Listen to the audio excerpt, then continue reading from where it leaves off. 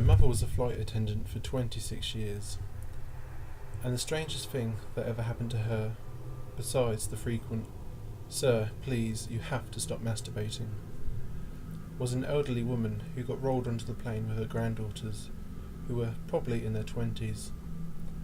My mum immediately noticed something was off, as people in wheelchairs need to be taken onto the plane ahead of time. The granddaughters would not leave her, which wasn't so weird, but the grandma was asleep, so she couldn't answer any questions. They eventually got onto the plane with much convincing from the daughters, which turns out, halfway through the flight, they discover the woman is dead. When the plane lands, everyone has to be interrogated to make sure she died naturally. And it turned out the granddaughters knew the whole time and were just trying to get her to America because moving dead bodies internationally is difficult. They almost got away with it if it wasn't for those meddling. I'm not yet a pilot, but I know a ton of people in the aviation industry.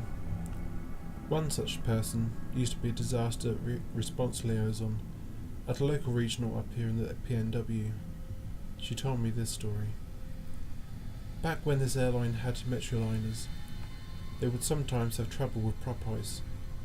Usually the ice would sling off the props and there would be no issue. However, in doing so, small chunks of ice would often hit the fuselage.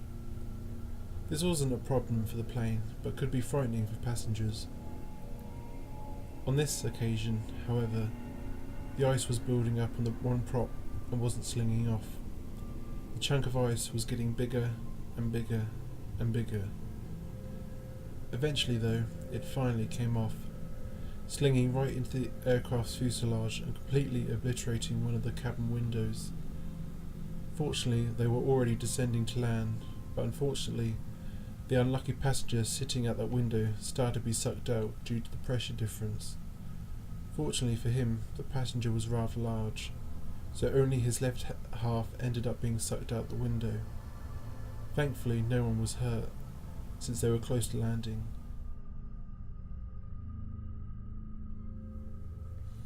An elderly couple boarded my flight, she, Buttercup, in a wheelchair, and he, Wesley, moved slowly. They told me haltingly that she was just fitted with prosthetic legs. She just underwent a double blow knee amputation from her diabetes. My first thought was that I would have to keep an eye on her because of her medical condition, but I appreciate the heads up. Fast forward 3 hours into our 4-hour flight, and all was going swimmingly well, until Buttercup needed to use the lavatory. I helped her up and helped her into the lav, all the while encouraging and complimenting her of her use of her prosthetics. Some minutes later, Buttercup was knocking on the lavatory door and asked me to come in to help her. It turned out she couldn't get back up to her feet after sitting on the pot. I had another flight attendant hold the door for an illusion of privacy, bent over to scoop her up into a bear hug to lift her off the toilet. Buttercup was able to pull up her undies as I held her steady, and then both of her legs fell off. I'm a strong gal, but I couldn't hold Buttercup for very long, and yelled for the other flight attendant to get the onboard wheelchair, into which I was finally able to gently lower her. I wheeled her into the galley, picked up her legs, and got Wesley to come over to help her get her legs back on. Buttercup cried a few tears of embarrassment, but I told her I thought she was pretty courageous for not letting the double amputation get her down. Hi guys, and thanks for watching again. So that was my second video.